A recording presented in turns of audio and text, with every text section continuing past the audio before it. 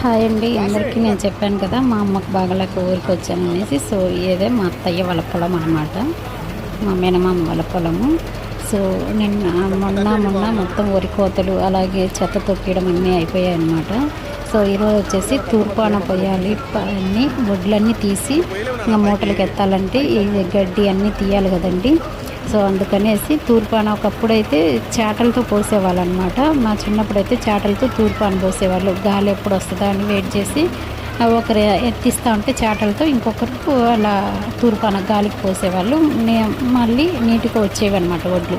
But కానీ ఇప్పుడు అలా కాదండి. ఈ సజ్జలు ఆడే మిషన్ ఉంది కదా, ఆ మిషన్తో అయితే కానీ ఇలా ఆ మిషన్లో పోస్తే వడ్లు పాటికి వడ్లు సపరేట్ అవుతాయి అనమాట. ఆ దుమ్ము కానీ చెత్త అంతా పక్కకి వెళ్ళిపోతుంది. సో అందుకనేసి ఇది ఒకరిద్దరితో కాదండి పని. మినిమం 5-6 మంది ఉంటే కానీ ఒకరి బండి మీద ఉంటారు, ఇంకొకరు వడ్లు ఆ సైడ్ వస్తుంటే మా మామయ్య బ్యాక్ సైడ్ని వడ్లు సపరేట్ పోస్తున్నాడు అనమాట. మేమందరం ఇలా అందిస్తున్నాము. సో నేనైతే అసలు ఫస్ట్ టైం అనే చెప్పాలి ఇలా వడ్లు ఎత్తడము చేయడము.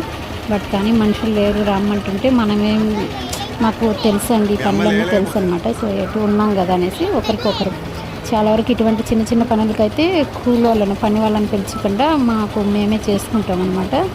మా పనికి మా అత్తయ్య వాళ్ళు వస్తారు, మా అత్తయ్య వాళ్ళ పనికి మా మామయ్య మా అన్నయ్య అలా వెళ్తుంటారనమాట. సో ఇదైతే ఇదేనండి. ఇప్పుడు మా చిన్న పాప చూడండి, ఇది నాకంటే ముందు పోయి ఇలా ఎత్తుతుంది. వాళ్ళ తాతయ్య వాళ్ళ నానమ్మ వాళ్ళు వచ్చేసి మా అత్తయ్య మా మామయ్య దాని సరదా ఎందుకు కాదనాలనేసి మా చిన్ని రైతు చూసారా, దానికి ఎంత ఇష్టం అనమాట. ఎర్లీ మార్నింగ్ ఈ పని చేసేసుకున్నామంట అనమాట. ఎండలు అయితే చాలా ఎక్కువ ఉన్నాయండి. సో ఇది చూడండి, దీన్ని చూస్తుంటే ఎంత నవ్వు వస్తుందో. ఇలా వడ్లు కొయ్యడము ఆ పిల్లలకి కూడా అదొక సరదా. అన్నీ చూపించాలన్నమాట. రైతు కుటుంబాలు కూడా ఎలా ఉంటాయి, మనకు వడ్లు ఎలా వస్తాయి, ఎంత కష్టపడితే వస్తాయి అనేది కూడా పిల్లలకు కూడా తెలియాలన్నమాట.